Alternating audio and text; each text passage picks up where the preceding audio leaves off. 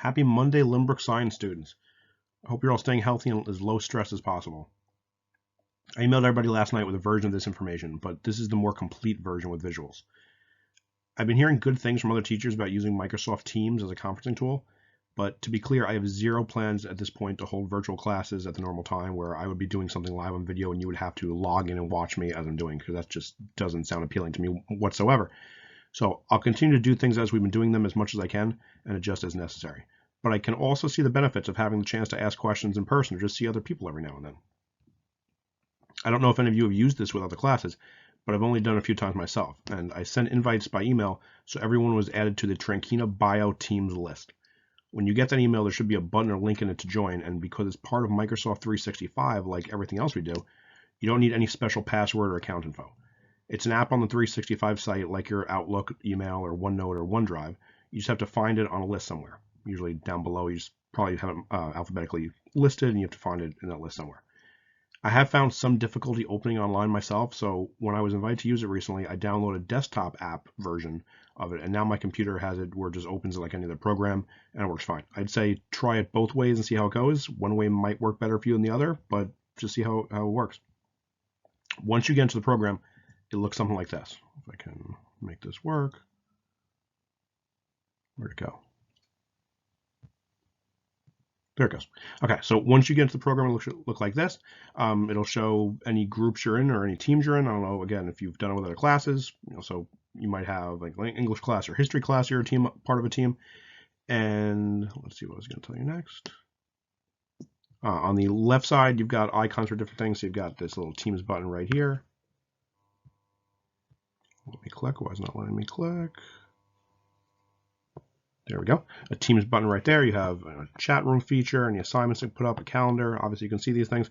But going through, I have now a team here where it's all the Limbrook science teachers. I have one where it's all the high school science teachers. And then I have the thing I made for all of you, the Tranchina Bio 2019-20 team. So that's everybody I teach this year. So you should all get this when you log in. It should, bring it right up. You've been invited, and you should be able to see this little thing with our buddy the gallbladder being a big helper. And once you click that, let's see what happens next. So once you click on the little gallbladder guy for that icon for our team, our class team, it should look something like this. So along the top, you'll see a list of different features. Right now it's on the posts feature. You see just right here, it says post, but you can also see files and class notebook things. I really, again, don't intend to use this on the top. I don't need to load other stuff because we use OneNote for that.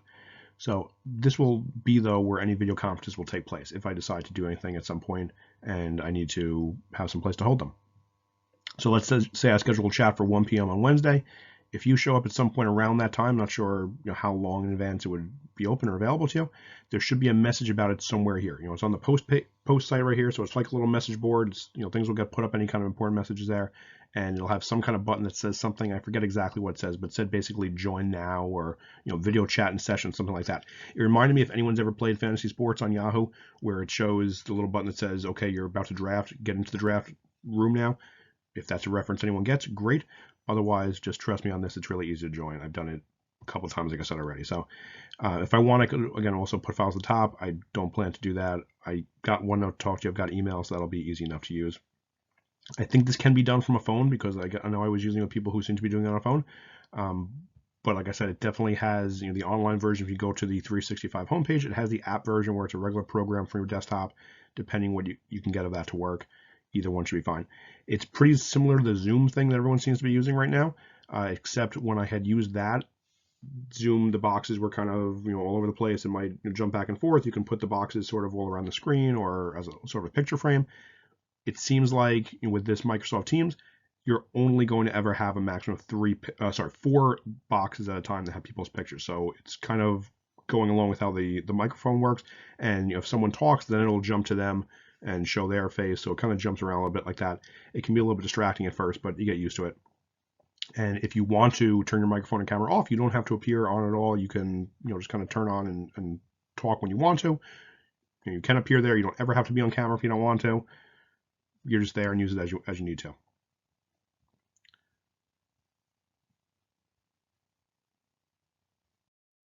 Last thing that I did not mention in that previous slide, At the bottom, you would have seen a little chat box. So even if you're not on camera or don't want to speak into the microphone, you're still a part of things. You can type any questions. I can get back to you and talk in real time instead of having emails or any other means of communication like that.